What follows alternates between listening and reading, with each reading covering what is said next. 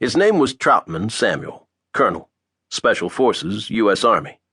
A tall, lean, ferret-faced man in colorful full-dress uniform, his green beret worn proudly. Of his 50 years, almost half had been spent in the military. He'd learned and later taught how to kill with every weapon from an AK-47 to a ballpoint pen. He'd fought in jungles, deserts, and mountain ranges, watched men whom he'd thought of as sons blown apart, their bloody fragments pelting him, been wounded 3 times. But what he did now made all of that insignificant. Everything else had been like boot camp. He faced the hardest task of his career. His thick-soled military boots echoed harshly down the corridor. Metal doors with small barred openings lined each side. Overhead lights glared, making him squint. He smelled sweat, stale air, and something else deeper, more nostril-flaring. The stench of desperation. Despair. Flanked by a guard, he reached the end. This one? He nodded toward the final door. You better step back. The guard drew a .45 pistol, tugged a ring of keys from a clip on his belt, and fitted one into the lock. It turned with a scrape. I'll stand in the corner and make sure nothing happens. No. The guard sighed. Look, I know what my orders are, to let you talk to him alone. But this guy isn't... Let's put it this way. There are convicts and there are convicts. This guy's as dangerous as they get, and I'm responsible for him, for you. He might take a notion to... No. The guard shook his head. Okay, but you can't say I didn't warn you. If you're that determined, here, you better take this. He offered the pistol. In case he... Give me a break. Trautman passed the guard and shoved at the unlocked door. It squeaked on its hinges, revealing a shadowy, cramped compartment. The guard flicked the light switch outside. It didn't work. Sure, I might have figured. What? He thinks he's the fucking Prince of Darkness. Trautman ignored him. Stepping in, he reached for the light bulb in the ceiling, turning it until it illuminated. He glanced around. Concrete walls. A metal bunk bed bolted to the floor.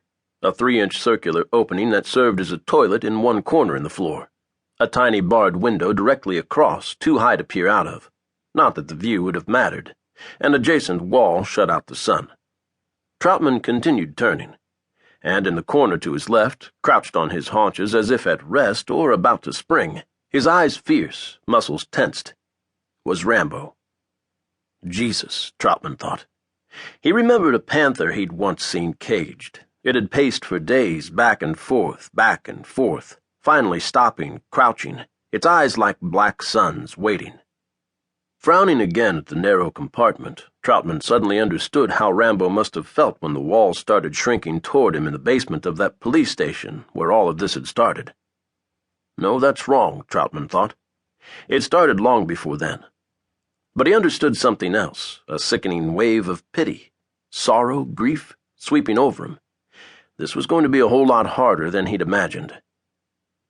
At ease.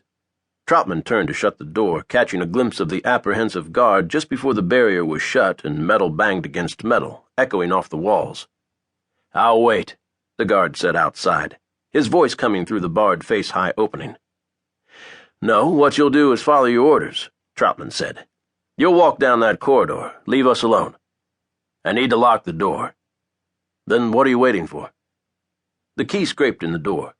Trautman listened to the footsteps receding hollowly down the hallway and shifted his gaze toward Rambo, who hadn't moved, although Trautman had made a point of showing his back, a signal, a gesture of trust, of reassurance.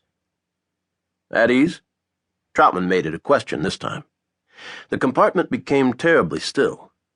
Slowly, his muscles like springs unwinding under pressure, careful lest they suddenly snap into motion, Rambo stood.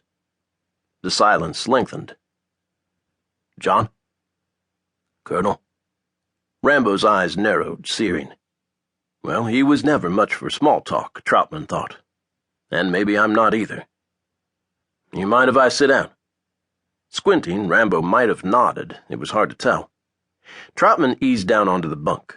Its blanket felt scratchy, its mattress thin. The springs creaked. Well, so this is home, huh? He hoped it sounded like a joke. It didn't. Rambo squinted harder, shaking his head. Out there, in the quarry. In the open, maybe. Home?